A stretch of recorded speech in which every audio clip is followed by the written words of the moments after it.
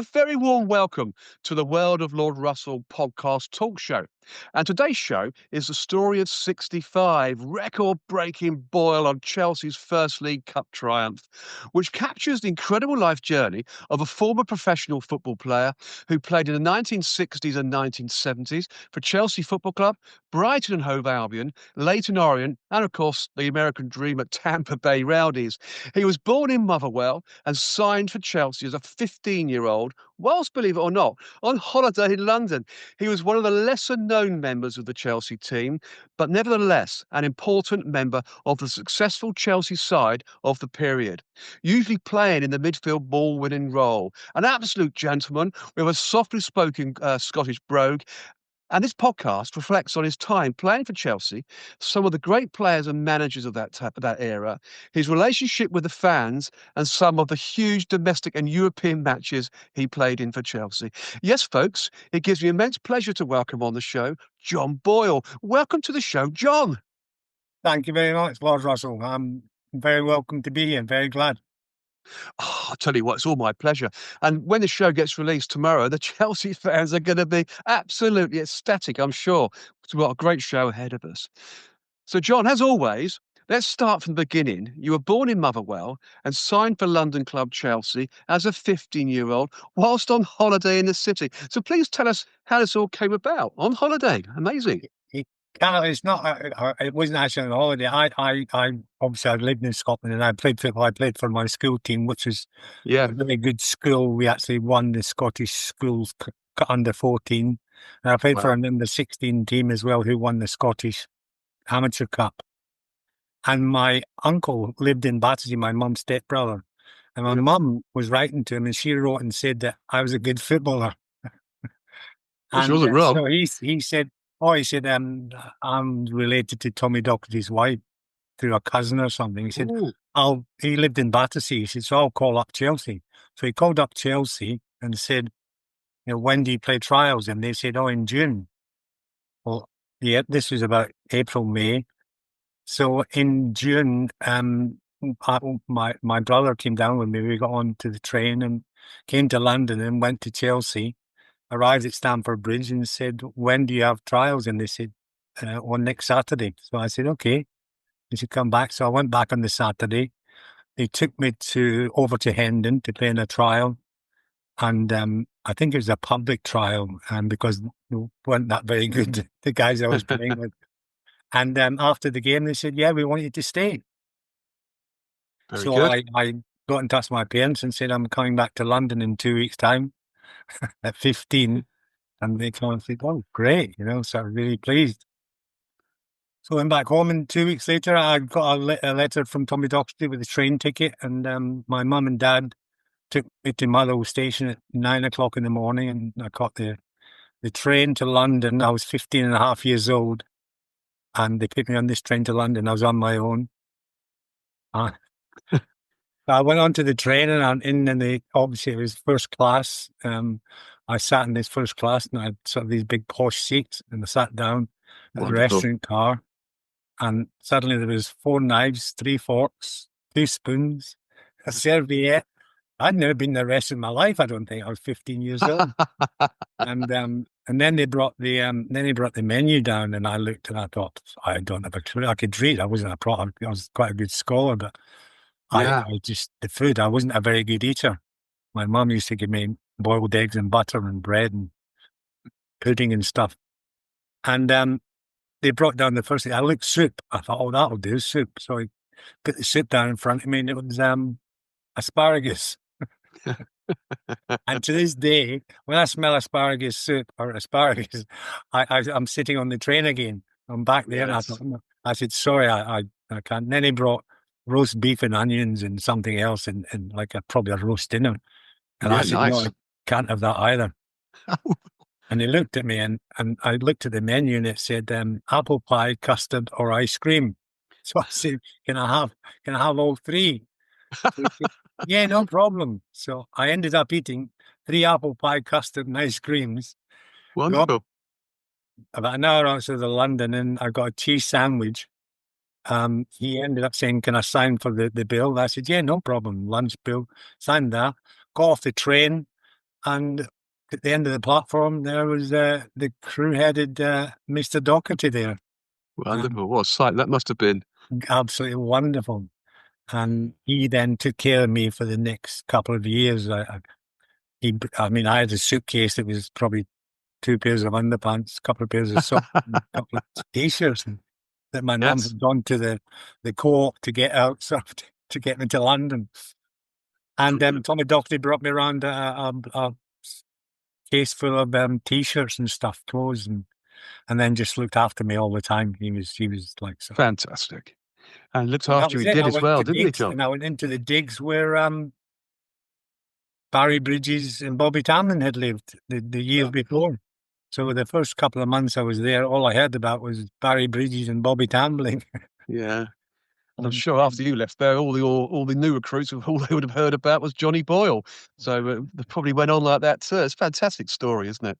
And he did look after you, didn't he? And of course, moving forward a little bit, a couple of years or so, you were handed your senior debut by fellow Scot, as you mentioned, and Chelsea manager Tommy Doherty in the days before substitutes. And we must remember that. No substitutes in those days. There was no cameo in a low pressure game to ease you in either. It was straight into the starting lineup for the first leg of the 1965 League Cup semi-final away at Aston Villa. And this is just an incredible story. So firstly, John, tell us about your debut in a major cup semi-final and how it all came about.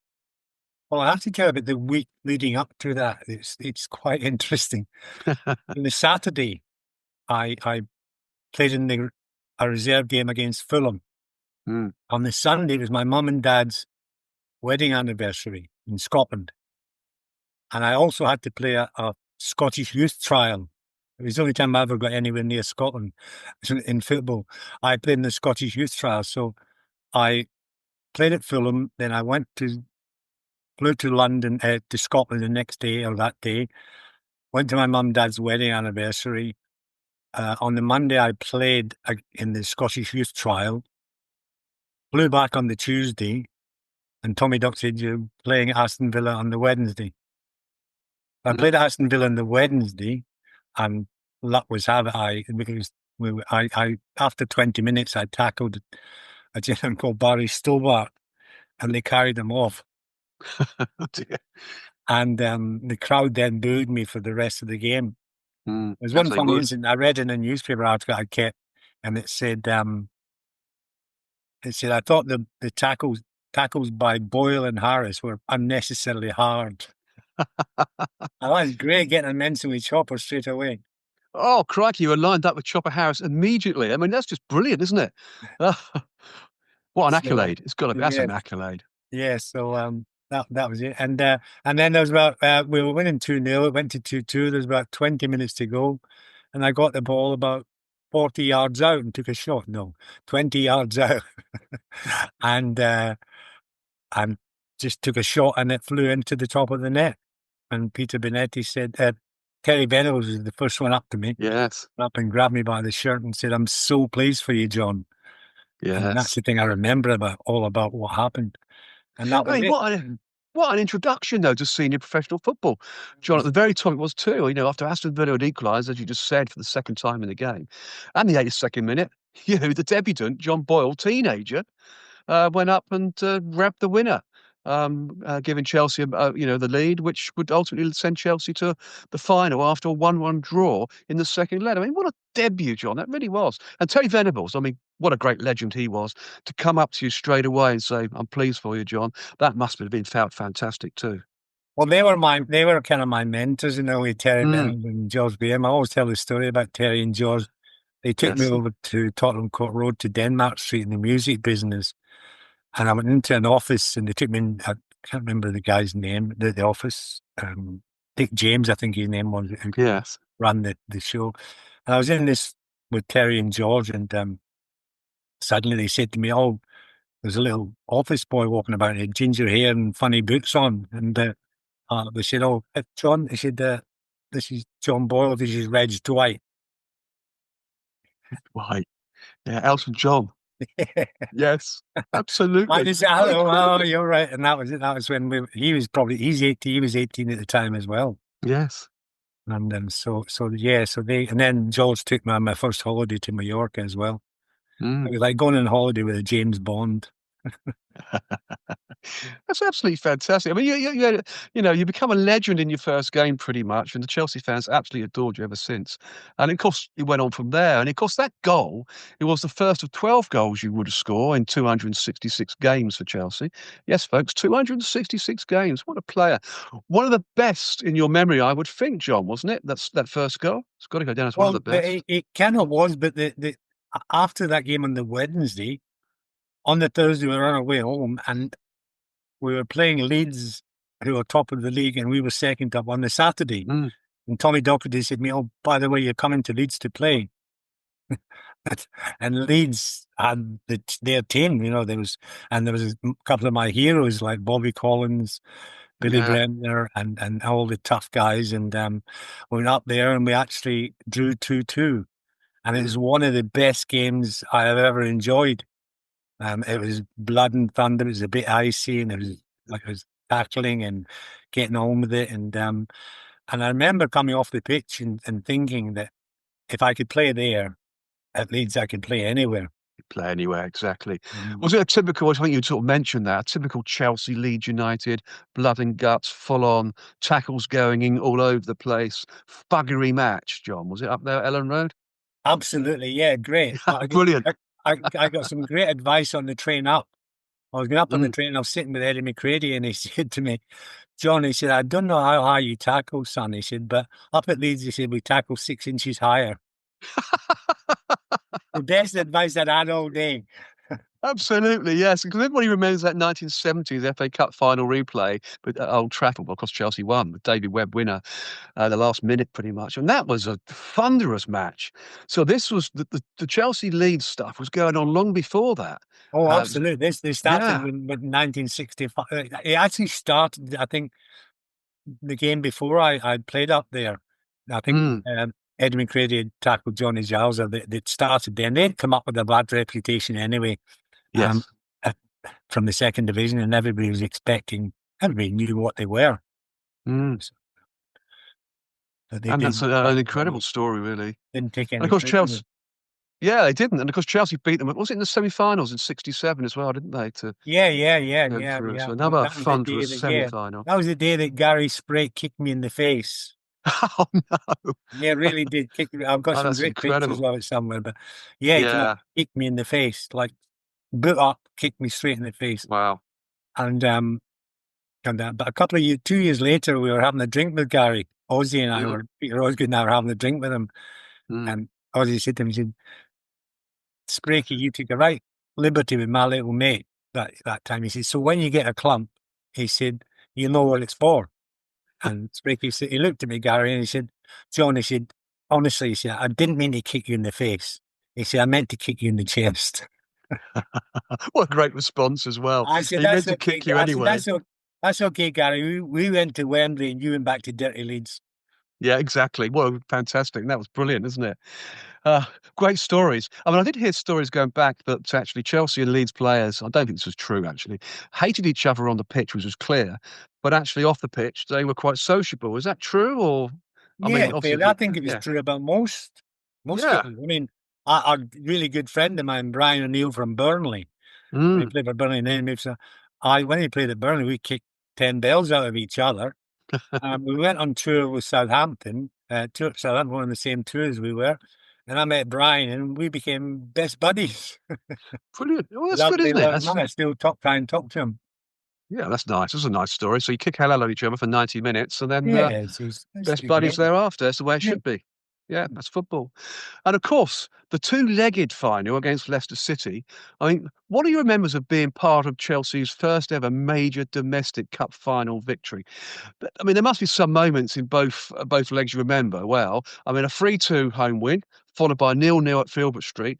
In the second leg, winning to 3-2 on aggregate. That's some fight, some final, wasn't it? Yeah, it was great, but I mean, I was just going along enjoying myself because then Mm, we after the Leeds game, I played in a youth team game on the Wednesday night after the Leeds game yeah. against Charlton. I played in the youth team. Then that Saturday after that, I played against West Ham in the cup. Mm. So I'd made my debut in the League Cup and the FA Cup all in the space of 10 days. And of course, in both games, Leicester were the holders of the League Cup. Chelsea claimed it. And of course, West Ham were the holders of the FA Cup when Chelsea knocked them out as well, didn't they? That's right, yeah. And Yeah. So your so that was first. my again the West Ham game. And then Yeah. in between, then within the next couple of weeks, we'd played against the German national team Mm, as well. So I was just going along playing football, thinking it was just all great fun. And then to yes. remember, I don't remember an awful lot about what was happening. I just remember that this was great playing football and traveling around the world. Absolutely, a great. We'll get right into your career as we go through this show. I mean, the 1965 Football League Cup final, the fifth to be staged since the competition's inception. As I've just said, Leicester City were the holders, so it's a fabulous win. And they were aiming to become the first side to retain the trophy, while Chelsea was seeking to become the first London side to win it. So another first for Chelsea, a very proud moment, John. I mean, Chelsea Football Club had many firsts over the years, and this was another first, the first London club to win the League Cup. Very proud Yeah, moment it was indeed. it was something that people didn't really consider to be great. But one of the greatest things that ever came out of the League Cup Mm, was that we qualified for Europe. exactly. And that then opened up an incredible doorway for me as a young footballer, because I ended up playing in the Mm, San Siro, in the new, yeah. sort of against Milan, and in Germany. We ended up, I mean, that was in the following season, and Yes. And that great was another games in first for Europe. Chelsea, wasn't it? Probably in terms of European matches. Yeah, was one of the first. We ended up, I think, losing to Barcelona in the end in a third game. But that was after playing about 10 games in a couple of weeks. We were just, Yes. at the end of the season, we were just basically shattered. Yeah, you would have been because the But seasons it were was long in those days, weren't they? just an amazing season for me. Like Oh, through it. I mean, let's just talk. Yeah, the Chelsea team back then. I mean, just look at this. In the League Cup final, first leg at Stamford Bridge was, and there are some incredible players here. Peter Bonetti, obviously. Marvin Hinton, Ronnie Harris, Chopper, Alan Young, yourself, John, Bert Murray, George Graham. I mean, what a fantastic player. Eddie McCready, Terry Venables, and Bobby Tamblyn. I mean, the second leg at Filbert Street had a couple of changes with my old friend going back, was John Mortimer, number 5, number 6, stepping in at centre half. Frank Upton taking a number 6 shirt, with Barry Bridges claiming the number 9 shirt. I mean, was this a masterclass or masterstroke by Tommy Docherty? Listen, It kind of strong was, players because then. what he learned from when we actually went abroad and played. Yeah, We learned to sort of defend properly. yeah, And one of the things that he said, he and Marvin Hinton was probably one of the best sweepers yes. in Europe at the time. And so that was just the way it went. He said, we'll just go and play, and we'll just play and just not let them score. Absolutely. And John Mortimer, of course, used to be the first name on the team sheet, I was told. I John mean, he was a Boyle solid used. player, Well, wasn't he? well, when I made my debut, I got ready beside John. We got changed, Yes, and he was standing, and I was sitting on the chair, and I looked at him, and he was like, and I looked and he took his clothes off, and his legs looked like sort of up to my head. yes, He turned around, and he said, John, by the way, he said, when we're playing, he said, I might shout and scream at you during the game. And I looked, and he said, but don't worry, he said, because I want you to shout and scream at me as well. yeah, that's the man he And, was, wasn't it? and that to me is one of the great things that I learned is communication. And I think that's one Mm, of the problems that I think Chelsea have at the moment, is yes, definitely. communication between each other. Because to me, on a football field, you should be talking or listening for Yes, 90 minutes, talking to people, either encouraging them or not. People say to me, oh, quite agree. Ozzy was your best mate. What did I said? Well, I'd shout at Ozzy. I said, I was running all day for Ozzy, but he had to put it in the net. And if he didn't put it in the net, I would like have a rap with him. Yeah, absolutely, quite right. That's what teams are about, aren't they? That to me is what it was You about. work, all 11 of you on the pitch, you work together. I mean, the Chelsea centre halves, Frank Upton and John Mortimer, neither of whom had played in the first leg, as I said, performed admirably in the second leg and were instrumental in preventing Leicester City from creating chances. I mean, they were two solid centre halves, weren't they, those two? What a pairing. They really were. Oh, I mean, I can absolutely. remember, I mean, they probably they got them up from the second division. I think. yes. They did. They were probably played as many games as anybody over the couple of years before I got in. Yeah.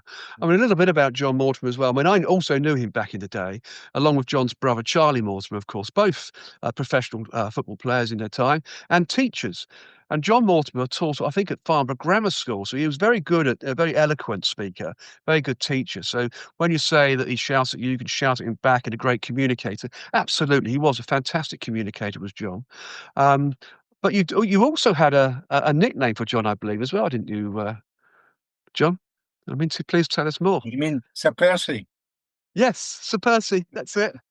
So we've got to know a little bit about this Sir Percy because that's a great I don't really know. nickname. I just give in and that's what they were calling him. I don't really know the story. Oh, no, He no just kind of background to it. he kind of looked like the sort of he's something. The others were all jacked lads and kind of I think Yeah, sort of a bit like that. And John was, as you say, a school teacher with that different sort of outlook and behaviour. So he didn't sort of yeah. silly, I suppose, like the rest of us. He was more, as you say, a school teacher. Yeah, he was an intelligent man along with his brother Charlie, because they both ended up as school teachers, by the way. Charlie ended up as a sports master at my school, and I do remember John coming to my school when he got sacked as Portsmouth manager to teach me technical drawing. And as soon as he knew I was a Chelsea fan and I was into him with all the questions as a young lad, he said, "Yeah, oh, great." So both John and Charlie taught me how to play football their way. Studs down, the shins and all the usual tactics. That was fantastic. I got on very well with John. He was a lovely man. Oh, absolutely. Oh, I Very, great respect for John. Like, oh, huge respect. As I say, as you said, a great communicator, a great teacher, and he knew exactly how to treat people brilliantly. Absolutely fantastic. I mean, you played in Chelsea's FA Cup final loss to Tottenham Hotspur. Oh no, in 1967. So tell us more about this defeat and the effect it had on the team. After all, losing to Spurs is never great for Chelsea, is it? well, it isn't nowadays. I don't know about that back then. Spurs were quite a good team. They From I were. remember going to watch them in 19. I actually watched them in 1962 when I first came to London. Mm, They played Glasgow Rangers in the Cup Winners' Cup final, semi-final, I think. And I went over to see them. Tommy Dawes said, "Go over and watch them." And I'd just been to London a few months. And being a Celtic supporter when I was young, I was over there with some Spurs fans and I was cheering when Spurs scored. And they said, "Why is the Scotsman cheering?" I said, yeah. "Because I'm a Celtic supporter." But And quite I rightly thought so. Spurs were a great team then. Um, but we just didn't turn up on that day. I don't know why. Maybe it was It just does too happen that close. way, doesn't it? And we just didn't really perform. Yeah. I mean, they won the double, didn't they, in '61? So they're like falling out from that league, that great side of '61. So I think they were a good side in '67. There's no doubt about it. Yeah. Oh, But yeah. But we, we we, did we just, as I say, we just didn't turn up against them. no, I don't know whether it's just the first cup final or FA Cup final was. So, yeah, it's one of yeah, the not depressing parts. It was nice to play in a cup final, but of to course it lose. is. And that was Chelsea's second FA Cup final defeat as well, John, because they lost in the 30s to Sheffield United 3-0 going back Yeah, a well, that was one of the great things when, and even though I didn't play, when they won the cup in '70, I was Mhm. absolutely over the moon for all my colleagues and stuff like that. Even though I wasn't playing, I was just so delighted for Chelsea and for the fans because I had quite a few friends and they'd never won the FA Cup. And I remember meeting two of my friends after the Leeds semi-final, and they were crying. And I said, "Why are you crying?" They said, "Because we're going to Wembley. We've never been there before." Mm, But obviously, then as I say, when 1970 came yes. and when I see my mate Hodge's header, I still get goosebumps. Yeah, I can imagine. I can What imagine. he goes, That's we the diving header, wasn't it, John? yeah, the In that diving. replay, the equaliser. Absolutely outstanding diving header. Oh, absolutely, Really just yes, incredible. watching it, just the actual bit before it with Charlie Cook, and I always say Yeah. Charlie Cook. any professional golfer would have been proud of the chip that he did. Oh, absolutely. Yeah, I mean, there was tackles going in that replay at Old Trafford. You just couldn't believe. I forget the Chelsea player. He did like a drop kick on somebody in the penalty area, literally just a scissor kick. The Leeds United player went down, obviously hit him, and it was just like crikey. The referee was just letting things go on, wasn't he? It was brilliant. Well, Thing yeah, to watch. one of the things that we're always sitting. I was sitting sort of in a right back position Mm, where Dave Sexton had changed David Webb and Ronnie Harris, and he put Ronnie Harris at right back, yeah, Mark Eddie Gray. And, and I remember the ball that was played to Eddie, and I thought, oh, this is it. And suddenly Chopper just came in. I was sitting with Stuart Houston, and I said, that's him finished. And yeah. um, and that was it. And Eddie just, the job Well, was Eddie done. Gray caused Chelsea havoc, didn't he, in the first match, 2-2 at Wembley. Oh, He was allowed to play, wasn't he? And oh, that just just caused so many problems. But so they had to shut Eddie Gray down, which they did in the semi-final. Sorry, the yeah, final replay. that was it. That was the way the game was played then. Yeah, it was indeed. Mm. I mean, what a match the replay was, John. Too probably, as we kind of aligned to, the most violent match in football history, probably. To be fair, I mean, please tell us some more particular, some of the off ball moments. Is there some off ball moments you remember that whilst watching the game that were interesting? You No, I don't mean, it's capture on the not hardly TV. ever any off-ball things. It was just all Mm. chat, but it was actually just the physical and the way the game was going. Everybody was just in there. It was just one of those incredible 90 minutes. It was, Yes, you couldn't stop yeah, and it and was. look. Um, And of course, that Wembley pitch in 1970 final, probably the worst Wembley pitch in history. I mean, I believe they held the Horse of the Year show at Wembley the week before or something. I mean, so a pitch of sand, beach style football, John. I mean, that was just incredible, wasn't it? I've never seen a Wembley pitch like it. no, that was just such a shame that they did. Well, I don't know what it's a Horse of the Year show or something, and Mm, something. I know that something happened, but yeah, it was just such a shame. But when you think about it, it made up for the we wouldn't might not have had the second game at Old Trafford if we hadn't have had the first game. that's true So, indeed. That's true indeed. And that goes down in absolute history. Old Trafford 2-1. mm. Fantastic. But Chelsea winning the FA Cup in 1970 did mean that they qualified for the 1971 European Cup Winners' Cup. And a magical competition this turned out to be for Chelsea, John, too, didn't it? Semi-final victory over Manchester City over two legs, with a dreadful error perpetrated by Ronnie Healey shortly before half-time in the second leg at Main Road, when he carelessly dropped an in-swinging free kick from Keith Weller. I mean, what player Keith Weller was, for the goal that virtually sealed Chelsea's final ticket. I mean, please tell us more about those semi-finals, John, against Manchester City. Incredible. Yeah, again, because of being sort of an English team, it was we kind of knew who they Mm, were and what it was. So we were ready for them, and Derek Smithers came up sort of trumps. He scored, I think, a couple of goals. mm, And yeah, we thought, well, we actually, when we played in Europe, we kind of, our aim was to, if you only lost 2-0 away from home, you could get that back. You should get you that could. back. You shouldn't go through. And we thought that when we go to Manchester, we'll, we'll get through. We didn't have any qualms about it. Mm. I just did a little thing with a little Scotsman, Willie Donachie. I fell on the ground Oh. and he stood on me. It was a little bit of a scuffle, but um, there wasn't too much of that with them.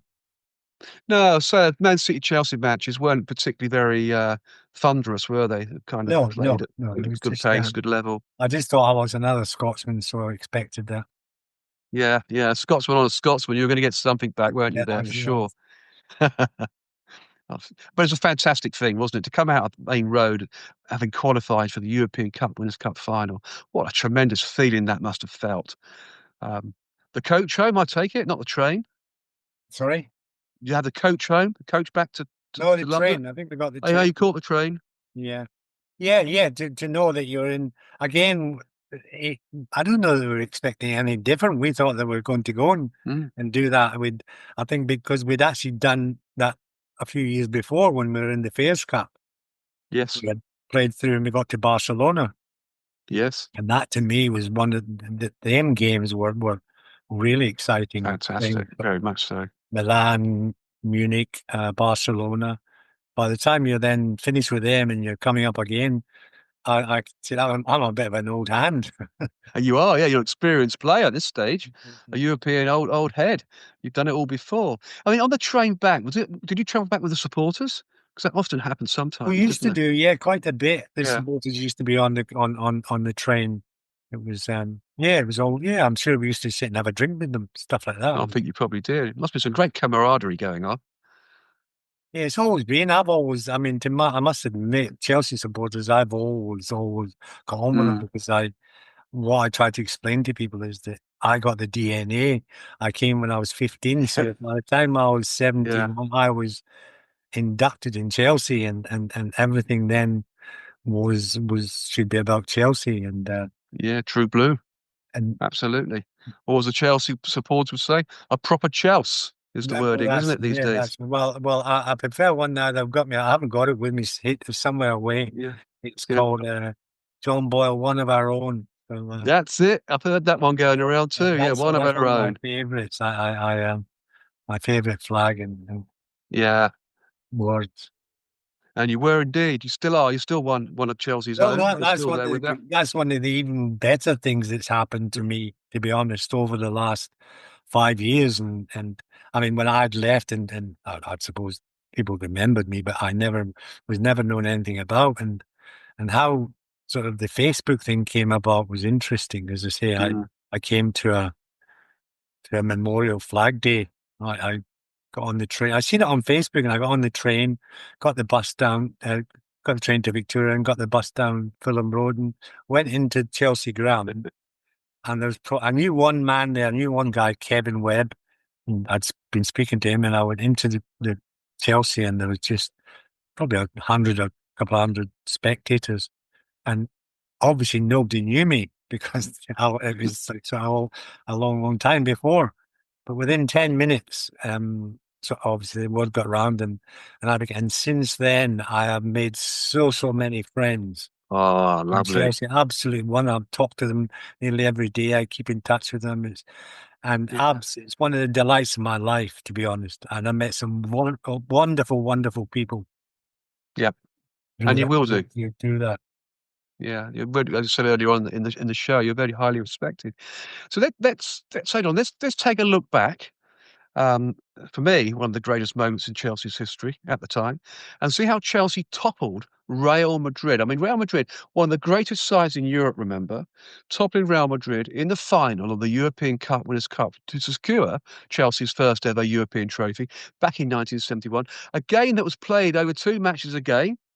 The first was a 1-1 draw, so another final replay with Chelsea victorious in the replay, beating Real Madrid 2-1. I mean, you played in both games, John, so please elaborate more on the biggest match in Chelsea's history in 1971, and not forgetting what I can see as the heartbreaking moment in the first match when Zocco for Real Madrid equalised for Real Madrid in the 90th minute. That must have been heartbreaking to take the final to a replay. The second was virtually won, John. The game was virtually won. Well, I take my Real Madrid story back to 1961. Oh, okay. Yes. Whenever Real Madrid they played at Hampden Park in Scotland, and I was about 13, 14, and they beat Eintracht Frankfurt 7-3 at Hampden Park in the European Cup final. And after the game, I was only we ran out, all my mates, we ran out onto Yeah. that's where we lived, and we were then Real Madrid. I Yeah. think I was so, and I'll tell. So to this day, and I can still, the Real Madrid forward line that day was Canario, Del Sol, Di Stefano, Puskas, and Gento. Wow, that is some name dropping to throw in there. That's one hell of a forward line, isn't it? Can you imagine? So Crikey. my mate was Puskas because he had a good left foot. I Yep. think I was Del Sol, and but so you go forward sort of 10 years afterwards. I'm number 2 at Chelsea, and number 11 is Gento. Oh, wow. I mean, you And so forth. So I'm looking and thinking, is this true? And have to but the pinch funny yourself story I almost, don't love you? telling about that is Alan Hudson tells his story quite good. Mm. what happened is, you say, he played in the first game and he came on as sub. Kento came on as sub in the second game. And when he came on, he forgot he'd left his watch on. So Alan Hudson takes the story up and they said, what happened was somebody played the ball out to Gento and he got the ball. He said, remember, he's 39. He said, he got the ball and he ran down the wing. He said, as he's running down the wing, he remembered his watch. So he stopped, took his watch off, gave it to the trainer. He said, carried on running. He said, Johnny Boyle was still chasing him, hadn't caught him up. That sounds like a Huddy story as well. And That's typical Alan, isn't it? And he was 39 at the time. Yeah, oh, funny, funny. That's Huddy for you, isn't it? Yeah, I can imagine him telling that story Oh, too. of course, Wonderful yeah. stuff. Yeah, Mm. brilliant. So, what about the? How did you feel when that 90th minute goal equaliser went in the first game? That must have been a real wrench. And then walking into the second replay and coming off winning 2-1. Amazing. Yeah, well, again, it's football. You have to play to the full 90 minutes. And Yeah, sometimes we've scored in the 90th minute sometime, and that's yeah, it. And but we were still in the finals. So and we'd already, what I think happened to us is that we had already competed with them, and we thought, oh, they're not that great. We must be as good as them. So of course. Yeah, yeah. yeah. So the Confidence. second leg, we were up for that as well. And John Dempsey scoring the first goal, of course, amazing First goal. goal, that's the best goal I've ever seen. Yeah, it's a No, cracker, wasn't I'll it? tell you, the reason I say that is that John tells the story as well, that Mm. he spoke to the groundsman of the stadium. And the groundsman said to him, do you know that's the best goal I've ever seen at the stadium? Wow. And John said to him, how many games have you seen? He said, one. It's another fantastic jovial football story, isn't it? Incredible. But it was a good goal, wasn't it, John Oh, Dempsey's goal? it I mean, was amazing. yeah, Just incredible. Like, lovely, lovely man, John Dempsey was just a yeah, definitely. complete superstar. Sadly, passed away. He But did. And it was sad too. And of course, also Ozzy himself, Mr. oh Osgood yeah, he scoring the did. second goal, put Chelsea 2-0 up. You thought, wow, this is going well. Well, again, Ozzy's another story. I was his roommate for since we were Oh, you must have some great stories of Oscar, Peter Osgood, surely. Some fantastic stories. yes, we had a few laughs. I can imagine. Any particular stories in particular, John? You can tell us that's a typical Peter Osgood style story. Maybe I'll think of one in a minute about it. No, that's okay. I know he Oh fancies no, himself. one night I once we went to I think it was Trinidad or something, and we arrived in Trinidad, and I said to him, "Oh, I'm going out to lunch." What do you mean you're going to lunch? How can you be going to lunch? You just arrived here. I said, "I'm meeting a young lady." I said, "She's doing a photo shoot here." He said, "Behave yourself." I said, "Who are you?" He said, "Who are you? Who is it?" I said, "Fiona Richmond."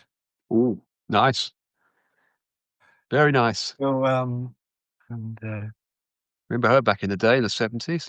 yes, She was a gorgeous looking lady, wasn't she, Fiona lovely Richmond? lady, nice lady, to be honest. Yeah, yeah, absolutely. It was, Absolutely. The stories I've heard about Peter Osgood as well was he fancied himself as a bit of a boxer. And of course, Dave Sexton come from a boxing family and was a boxer. Hence the clash between Dave Sexton and a bit Peter of a Osgood. boxer. You're kidding. They would literally, square No, up, wouldn't they? I had to drag him away, to be honest, from that situation. What happened Oh, then? good for you. Yeah, yeah. I mean, there's other stories. I mean, a funny story I remember was that Dave stopped his all drinking on an airplane. Yeah. Said that he stopped the drinking on airplanes because too many people. He was teetotal, wasn't he, Dave Sexton? Yeah, he was. Yeah. Yeah, Yeah. yeah. But that's fair enough. What he It did. is, yeah. No Didn't disrespect agree. there. I mean, absolutely. But this day we went on the plane, going away, Ozzy and I. So we got the stewardess and we said to her, "Can you get a bottle of champagne, put it in a jug, and top it up with orange juice?" And she said, "Yeah, okay." So came back and we were sitting in the thing, having a great time. Um, and and she's standing. And we said to her, "Can we get another one?" And she said, "Yeah, okay." So she walks back, picks up another, and starts to walk back down the aisle. And she passes Dave Sexton, and he said, "Who's that for?" And she went, "Them two over there." So that was another registered letter. You get a Yes. registered letter when you get fined. You have to have a registered letter. Mm. So that was I think it was 2 weeks' wages. Oh, wow. Just for that bottle. And yeah, but the funny thing about that as well was that I I wasn't playing in one of the following games. I think it was fairly soon, and I came on as sub, and I scored the equaliser. Mm. And that meant that in those days you used to get £4 for a win from the Football League, £4 for a win, £2 for a draw, and £1 for a thing. I scored an equaliser, and the headline is John Boyle earns £2.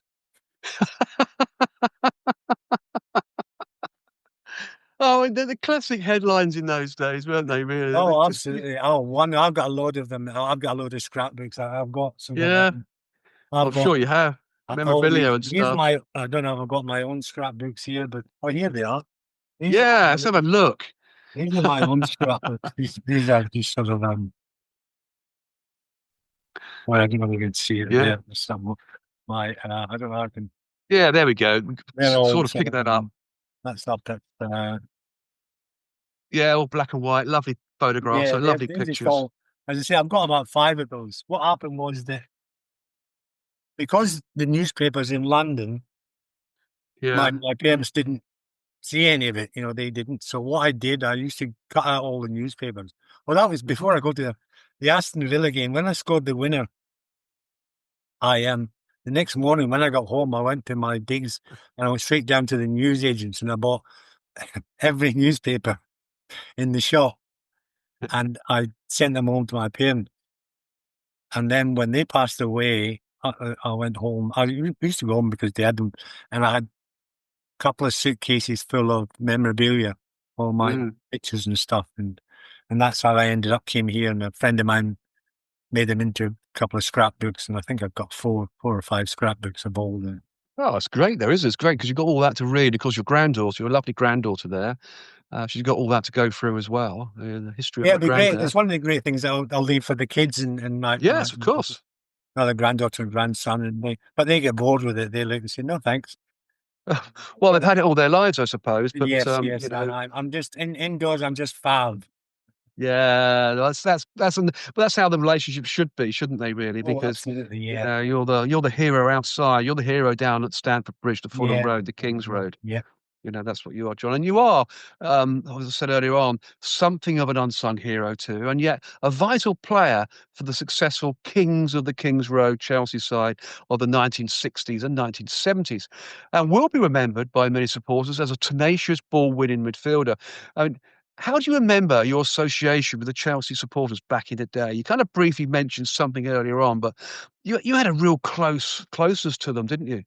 They really had a Yeah, tremendous I friendship. partly because the way I played. I Yeah. was in a team full of stars, and I was I've always said I was a labourer. I would work Yes. hard for them all, and it's quite amazing. And the great thing I always say about football is that when you're in a squad of players, nobody thinks that you're not good enough. You know, everybody has Mm. respect for everybody else, whether you're a goal scorer, whether you're a goalkeeper, whether you're a defender, whether you're a different kind of midfield player. I mean, I'll say I was lucky.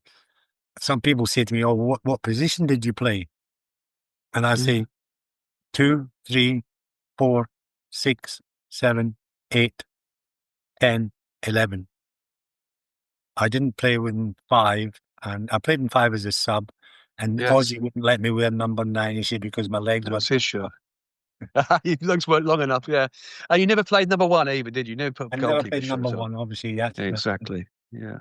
I mean, last night, John, when we were in London together, you know, down Fulham Road, we met up with some other great Chelsea stars. Yeah, Steve Wicks, who was on my show just 2 weeks ago.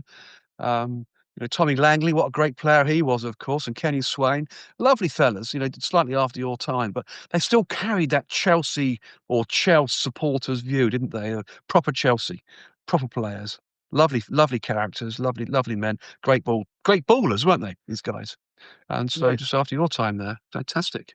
Well, Tom, when I'm at Chelsea now with the hospitality, I go Mm, around with Tom, and we have yes, these. When I first spoke to him, I didn't really know Tom that well, but he then said to me, he said, "Oh, he said I used to come and cheer you on." yeah. So we That's what laughed, it's and going to I come said, to. "Well," I said, "So," he said, "You were my hero." I said, "It's great, Tom." I said, "I was your hero, now you're my carer." Yeah, that's a great response again. He Oh, the takes me around. camaraderie in He takes me football. around everywhere I go, and he sent me a Yeah, message last night. He lost me last night, and sent me a message this morning. I'm really sorry. He said I went to somewhere Dennis Wise thing executive or somewhere. He said missed you. I said don't worry, Tom. You'll see me next week.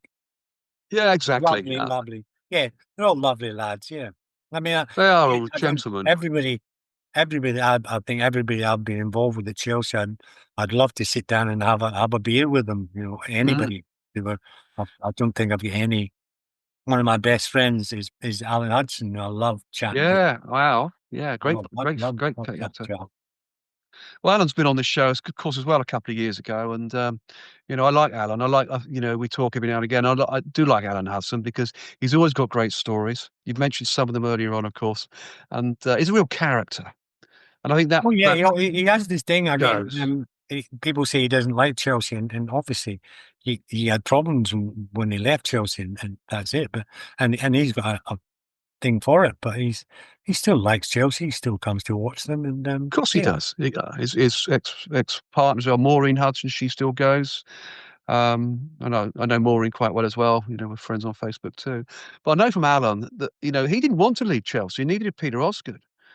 They had to go to Stoke City and Southampton to pay for that old New East stand. Well, So they were really in trouble. that's the whole sort of like thing about it Mm, always is that's what happened, and in life things like that happen, and you've got they to do. accept them and get on with life. So if all the Chelsea fans out there that will listen to this show, please remember Alan Hudson did not want to leave Chelsea. He did not want to go. No, But he and had to. they talk about him being sort of having a go at Chelsea. He's actually just having a go at the people Yes. when he left, and the reason he left is a different reason. You know, that was to do with a certain like whether he asked for a transfer or whether he didn't, and Yeah. he's got a good grievance, I think. Yeah, definitely. Yeah, definitely. No, I've got a lot of time for Alan. He's a lovely fella. Fantastic. Was a fantastic footballer too, wasn't he? Brilliant. Oh, But to have someone like Tommy Langley turn around and say to you, John, that you were his hero whilst he was going to watch Chelsea back in the day. I mean, that's nice, isn't it? Because he was a prolific goal scorer up front for Chelsea, wasn't he, Tommy Langley? oh, He could wonderful, bang them in. wonderful lad and a wonderful footballer. Yeah, and Oh, yeah, got a I lot of did. time for Tom. I did say to him last night. I said, Tommy, I said, you did have a couple of years at Aldershot as well, didn't you? Remember that? He said, oh yeah, I was at Aldershot for 2 years. I do remember his time at Aldershot Football Club before they went out of business.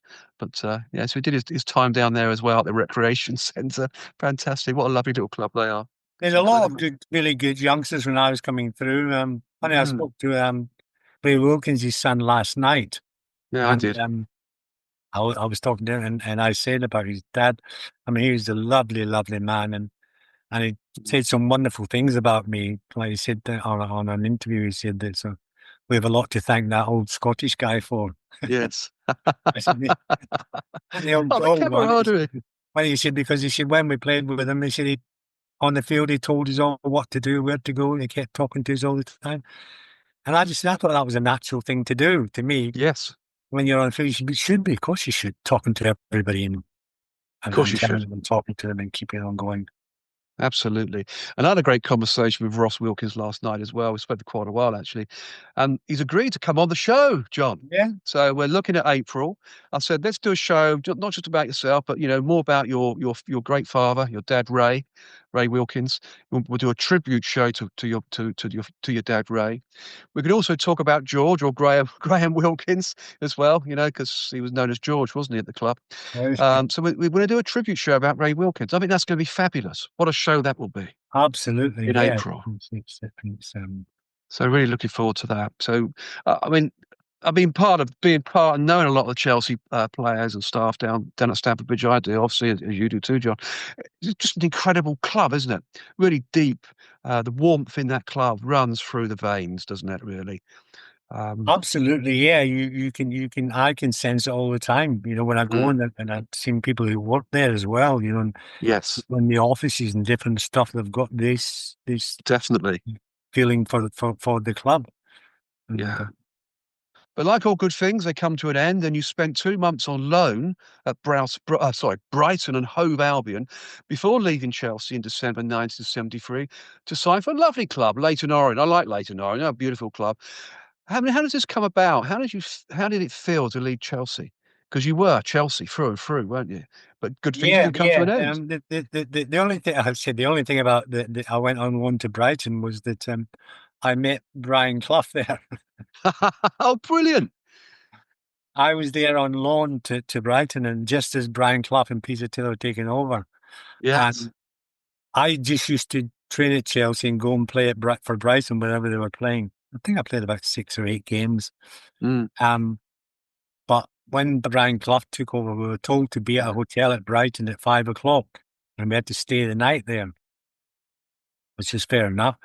So we arrived at 5 o'clock, and we were sitting in a hotel, and it was like the Last Supper. There was a big table, and all the players were sitting around the table, and waiting on on the Messiah coming. And they walked in, the two of them, Brian Clough and Peter Mm, Taylor, and they had the waiter with them.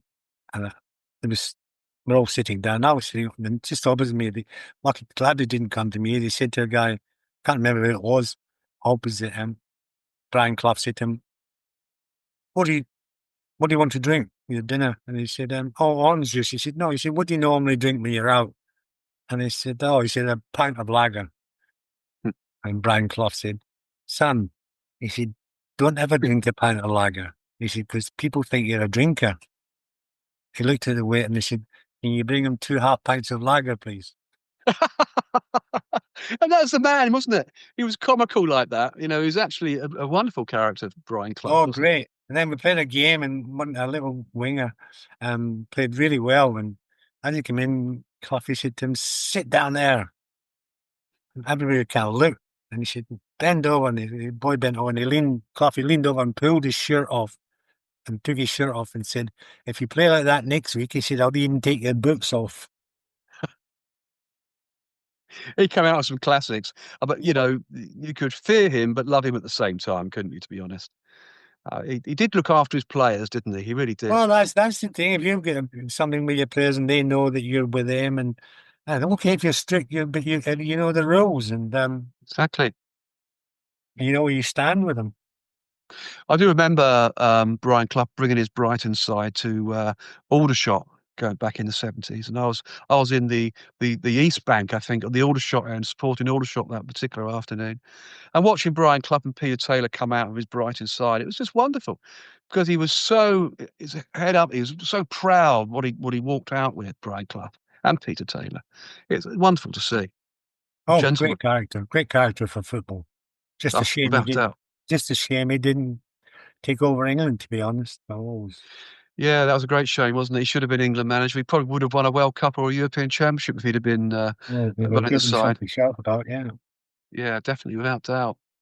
I mean, what was it like at Brisbane Road playing for the O's, John? You were there until 1975, making some 18 appearances, almost seeing out the end of your playing career, but not quite. So tell us about Leyton Orient first. We'll come on to the last part of your career later. What was it like at Next door, Leyton it was a Orient? kind of a bit of a. It was kind of a bit of a shock.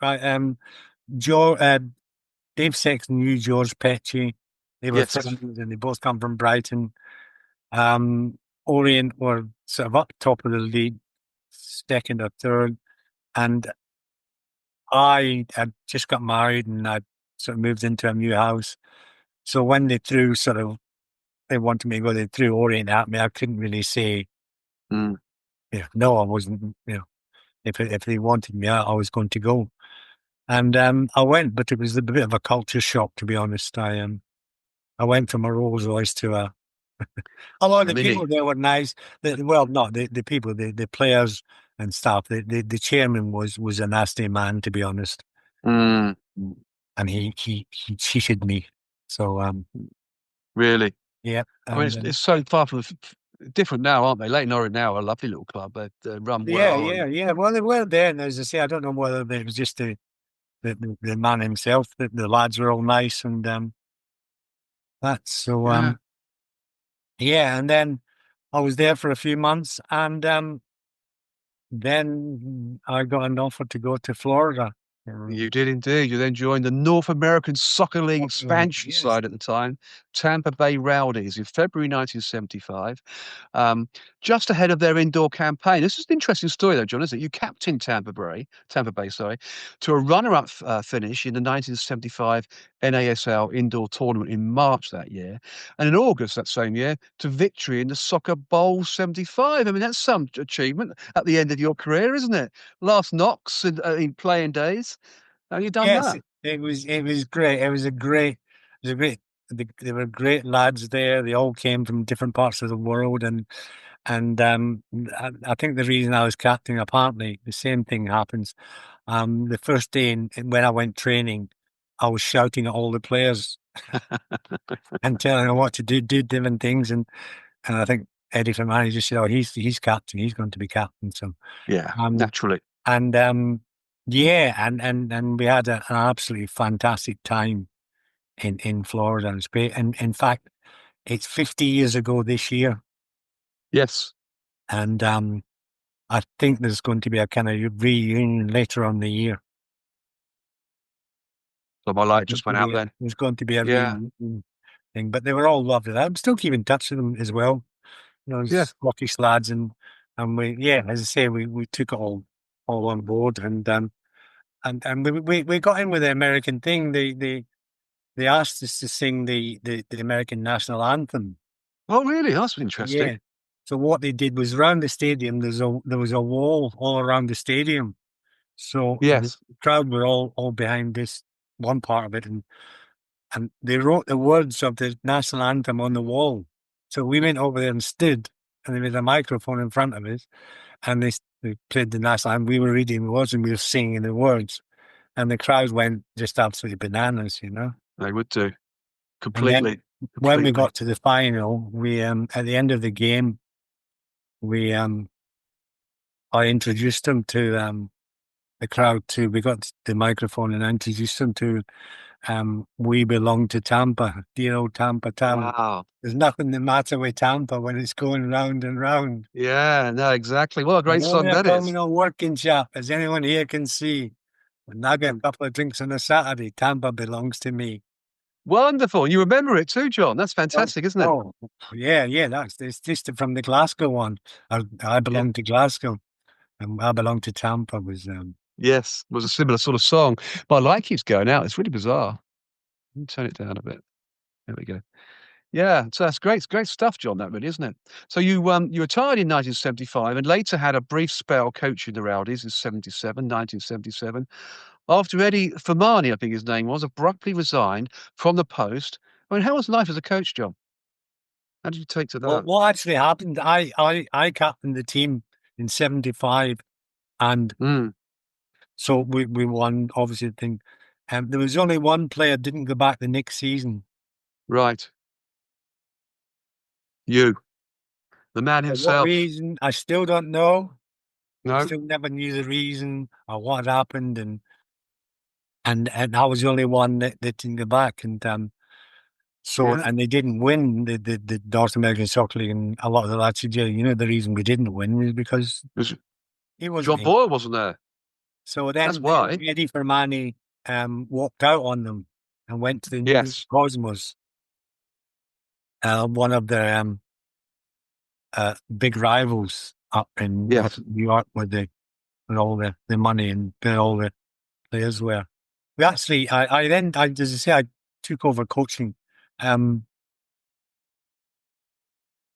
it was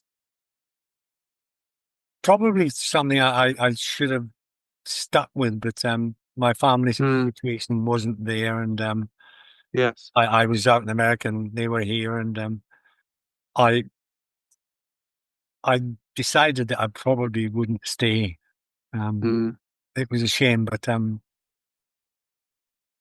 But family those decisions made, aren't they, in more football? important than Yes.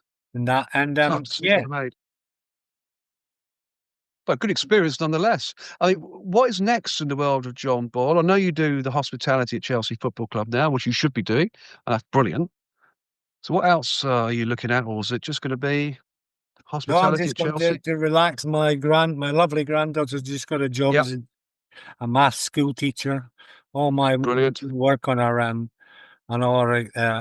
multiplication tables when she was growing up. Yes. And she did that. So she's here, and sadly my wife passed away 2 months ago, Ah, sorry to hear and that. Yeah. she's now back here with me. So and we're just going to go through and Yeah, go enjoy through doing life what we're together. doing, and Absolutely right. Sounds like a plan. hope that Chelsea move up the league. Absolutely. Let's see. Well, they're still in fourth place now. Good win last Yeah, night. great. Yeah, 4-0 against Southampton.